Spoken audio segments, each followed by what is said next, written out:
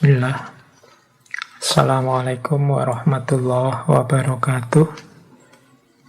Sekarang kita masuk ke zuhud. Menurut Imam Ahmad, zuhud itu cirinya dua. Pendek angan-angan dan tidak mengharapkan apa yang ada di tangan manusia. Pendek angan-angan itu ndak lau-lau. Seandainya yang jadi presiden aku. Seandainya yang dapat rezeki besar itu aku. Seandainya. Ini panjang angan-angan namanya. Orang zuhud itu pendek angan-angan, ndak mikir macam-macam. Apapun yang diberikan Allah, aku terima. Ini zuhud namanya. Dan tidak mengharapkan apa yang ada di tangan manusia. Jadi lihat orang lain lulus cum laude, kemudian kita iri, kita dengki. Harusnya yang cum laude ranking pertama aku, dia deket saja sama dosennya, menunjukkan kita tidak zuhud. Harusnya yang dapat rezeki besar itu aku loh yang kerjanya paling capek, dia cuma bagian apa. Itu namanya tidak zuhud. Harusnya yang dapat pujian itu aku. Wong yo sebagian besar kerjaan ini yang menyelesaikan aku. Kok yo orang lain yang dipuji. Kok yo semuanya dianggap sama saja. Ini berarti kita tidak zuhud. Hati kita masih terikat oleh dunia. Masih tergantung pada dunia. Tergantung pada komentar orang, pujian orang. Jadi zuhud itu pendek angan-angan. Tidak membayangkan yang tidak-tidak. Kalau memang bukan rezekinya ya sudah. Bukan jatahnya ya sudah. Dan tidak mengharapkan apa yang ada di tangan manusia. Tidak iri, tidak dengki. Itu zuhud. Selanjutnya menurut Imam Ahmad, ada 3 jenis zuhud. Ada zuhudnya orang awam. Zuhudnya orang awam itu meninggalkan yang haram-haram. Ada zuhudnya orang khusus. Orang khusus ini zuhudnya meninggalkan yang kurang manfaat.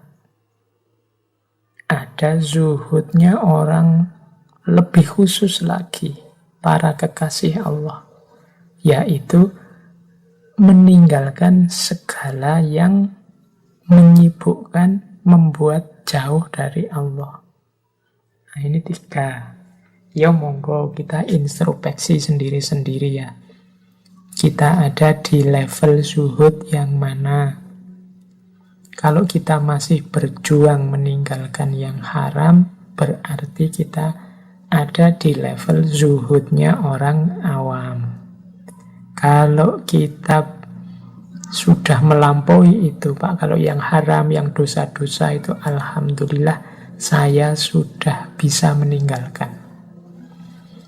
Oke, kalau gitu sekarang naik kelas sedikit, tinggalkan yang kurang manfaat.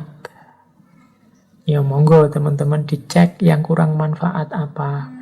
Berlama-lama pegang HP kah? Berlama-lama nongkrong di kafe kah? Berlama-lama ngobrol yang tidak ada gunanya kah? Berlama-lama surfing, googling, nonton drakor, apapun itu. Coba kita introspeksi. Kalau memang tidak terlalu penting, kurang manfaatnya, yo latihan untuk ditinggalkan. Kalau kita sudah sukses meninggalkan yang kurang manfaat ini, alhamdulillah berarti kita sudah ada di level zuhud yang kedua. Nah, kalau sudah sukses meninggalkan yang kurang manfaat, ayo naik kelas lagi. Kita zuhud dengan cara meninggalkan apapun yang membuat kita sibuk dari Allah, yang membuat kita menjauh dari Allah, yang membuat kita tidak dekat dengan Allah. Jadi kesibukan kita hanya tentang Allah dan untuk Allah saja. Nah, ini berarti orang yang sudah zuhud level tertinggi. Orang-orang yang dekat dan mengenal Allah. Nah, ini nasihat dari Imam Ahmad yang sekaligus sudah beliau lakukan sendiri. Seperti yang disampaikan oleh guru beliau, Imam Syafi'i. Imam Ahmad itu salah seorang gurunya, imamnya orang zuhud. Berarti Imam Ahmad sudah nyampe level kesibukannya hanya tentang Allah dan untuk Allah saja.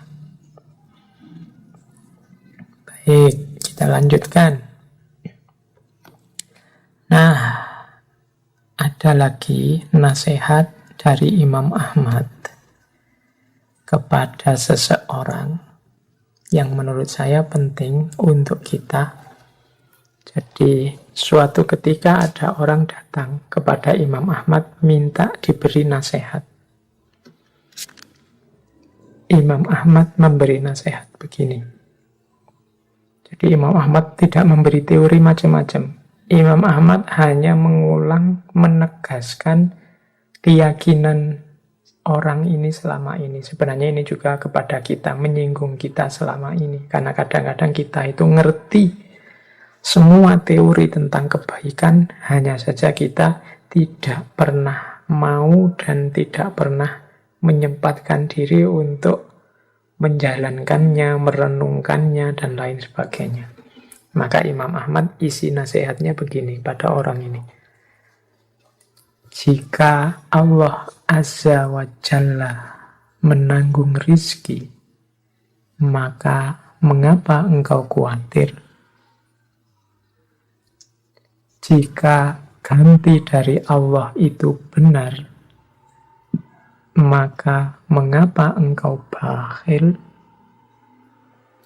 Jika surga itu benar adanya, mengapa engkau bersantai? Jika neraka itu benar adanya, mengapa engkau bermaksiat?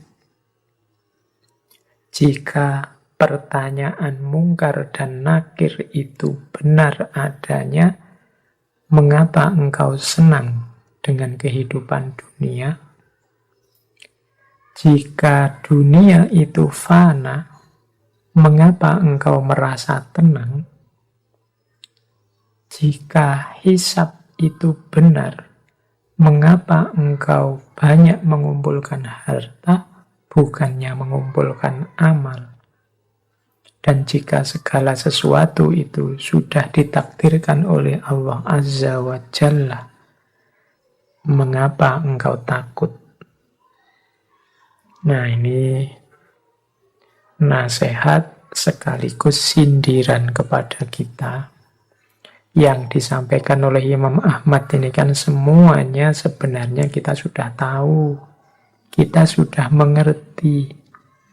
Hanya saja kita tidak pernah secara serius menghidupkan pengetahuan dan keyakinan itu dalam keseharian kita. Kita ngerti kok kalau rezeki itu sudah ditanggung oleh Allah. Tapi coba berapa kali kita khawatir, berapa kali kita takut tentang rezeki. Kalau ditanya orang, rezeki itu kan sudah dibagi toh? Jawabannya kita mesti iya. Allah lah yang menetapkan rezeki setiap makhluknya. Jangankan manusia. Hewan pun, apapun makhluknya Allah, semuanya sudah ada jatah rizkinya. Katanya Imam Ahmad, lah kok engkau khawatir? Kalau sudah yakin Allah yang menanggung rizki, ya seharusnya engkau tenang. Bekerja semaksimal mungkin, sesuai bidangnya masing-masing. Apapun hasilnya, apapun rizkinya, diterima, berarti itu jatahnya. Apapun yang kita lakukan, ya sudah itu jatahnya. Karena rezeki sudah ditanggung oleh Allah. Kalau begitu, kalau kita tidak bekerja juga rezeki akan datang, Pak. Mungkin Tapi ketika kita tidak bekerja, tidak melakukan apa-apa, ada yang kita langgar. Sunnatullah dan perintahnya Allah, juga tuntunan Rasulullah untuk bekerja. Bahkan menurut Rasulullah itu, daripada engkau minta-minta, ambil kapak dari rumahmu untuk motong kayu. Itu bukan berarti bekerja itu sesuatu yang wajib. Tidak boleh kita diam saja. Jadi seakan dua hal yang berbeda, kerja dengan rizki. Kalau rizki sudah ditanggung Allah. Kalau kerja itu kewajiban kita. Jadi jalankan rizki sebaik mungkin, setelah itu jalankan kerja sebaik mungkin, setelah itu rizki dari Allah akan datang. Yang kedua, jika ganti dari Allah itu benar, maka mengapa engkau bakhil?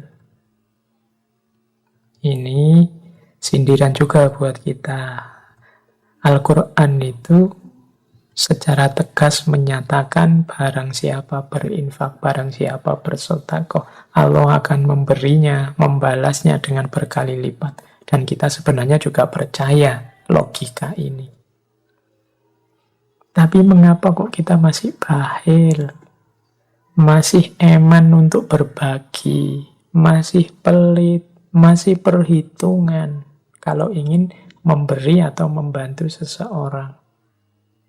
Katanya apapun yang kita berikan, kita yakin akan diganti oleh Allah. Tapi kok kelakuan kita sehari-hari tidak menunjukkan itu. Nah, ini disindir oleh Imam Ahmad. Jika ganti dari Allah itu benar, mengapa engkau bakhil? Kemudian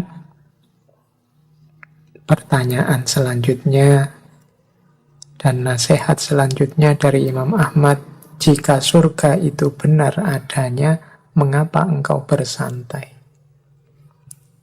Kita yakin surga adalah hak, sebagaimana neraka juga hak. Lah kok kita santai? Kok kita tidak semangat beribadah? Kok kita tidak semangat ingin dekat pada Allah? Masih bisa kita bersantai dengan keyakinan bahwa besok ada surga. Jika neraka itu benar adanya, mengapa engkau bermaksiat? Masih bisa kita melakukan maksiat padahal kita yakin neraka itu hak ada. Berarti pengetahuan kita tentang surga, tentang neraka tidak hidup. Dia berhenti hanya sebagai pengetahuan. Kemudian jika pertanyaan mungkar dan nakir itu benar adanya, mengapa engkau senang dengan kehidupan ini? Ini berarti tentang alam barzah. Yang di situ kita diinterogasi, ditanya tentang kehidupan kita. Harusnya kita tidak lagi jatuh cinta dengan dunia, begitu sadar bahwa dunia ini hanya sementara saja. Nanti segala kelakuan kita di muka bumi akan ditanyakan, akan dihisab, akan dibalas. Jika dunia itu fana, mengapa engkau tenang? Jika hisab itu benar, mengapa engkau banyak mengumpulkan harta saja? Kok tidak memperbanyak amal? Dan jika segala sesuatu sudah ditakdirkan oleh Allah, mengapa engkau takut? Semuanya sudah ada garisnya. Sudah ada ketetapan, ada ketentuannya dari Allah. Baik, jadi ini sebenarnya nasihat-nasihat yang isinya sindiran kepada kita. Kita ini orang beriman, yang percaya kepada apapun yang tadi disebutkan dalam nasihatnya Imam Ahmad. Kita percaya Allah menanggung rizki, kita percaya Allah akan mengganti. Saat kita berbagi, kita percaya surga, neraka, alam barzah, mungkar nakir, kefanaan dunia, perhitungan amal, termasuk juga takdir dari Allah. Tapi mengapa hidup kita, keseharian kita tidak mencerminkan semua itu? Hidup kita penuh dengan kecemasan. Hidup kita ada bermacam-macam ketakutan.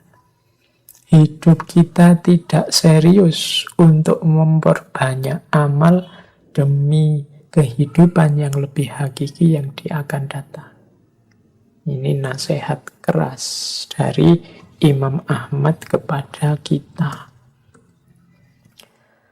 Baik, terus waktunya saya kira sudah mulai mepet. Teman-teman juga sudah mungkin agak capek mendengarkan saya bicara hampir 2 jam. Tidak saya kasih break sama sekali. Terus-terusan ini tadi ngomong. Ya nanti sekalian kita break setelah ini ya. Akan saya akhiri saja kajian kita malam hari ini di sesi yang terakhir tentang Imam Ahmad. Saya tambahi satu lagi nasihat dari Imam Ahmad tentang takdir atau ketetapan Allah. Ada rumus seperti ini dari Imam Ahmad. Jika engkau ingin agar Allah memberikan apa yang engkau sukai, maka gigihlah dalam mengerjakan apapun yang Allah sukai. Jadi ini pesan untuk kita. Level kita kan memang masih di sini dan Imam Ahmad ngerti sekali seperti apa kita ini. Maka tips dari Imam Ahmad, kalau engkau ingin agar Allah mengabulkan keinginanmu, memberikan apa yang engkau sukai, sebaliknya engkau pun harus serius gigih mengerjakan apa yang Allah sukai. Apa sih yang Allah sukai? Insya Allah kita sudah tahu. Mendekat padanya, berdoa padanya, menjalankan perintahnya semampu, semaksimal yang kita bisa. Kita persembahkan hidup ini untuk Allah. Maka sebaliknya Allah akan mempersembahkan kasih sayangnya yang tidak terbatas untuk kita. Allah akan memberikan tidak saja hal-hal yang kita sukai, tapi juga segala hal yang baik, manfaat, dan barokah untuk hidup kita. Keinginan-keinginan kita itu kan tidak selalu positif, kadang diwarnai hawa nafsu. Kadang-kadang kita juga menginginkan sesuatu yang menurut kita baik, tapi di balik itu tersembunyi bahaya-bahaya untuk hidup kita, baik di dunia maupun di akhirat. Nah, insya Allah, tapi kalau jalan untuk mewujudkan keinginan-keinginan itu dengan cara menjalankan apa yang diinginkan dan diridhoi oleh Allah, insya Allah yang diberikan oleh Allah tidak sekedar mewujudkan apa yang kita inginkan, tapi memberikan jauh yang lebih baik dari itu. Mungkin kita inginnya 10, Allah memberikan 12. Atau Allah tidak memberikan yang 10 itu karena Allah tahu yang 10 ini efeknya akan merusak dalam hidup kita. Allah menggantinya dengan 10 yang lain, 12 yang lain yang jauh lebih bermanfaat dan barokah untuk hidup kita. Jadi kita tidak bergantung pada amal kita, pada harapan kita, tapi kita pasrahkan semua pada Allah. Kita mohon agar keinginan kita terkabul, terpenuhi dengan jalan menjalankan apa yang diinginkan oleh Allah dan menjauhi apa yang tidak disukai oleh Allah. Ini maksud dari wasiat Imam Ahmad yang terakhir ini.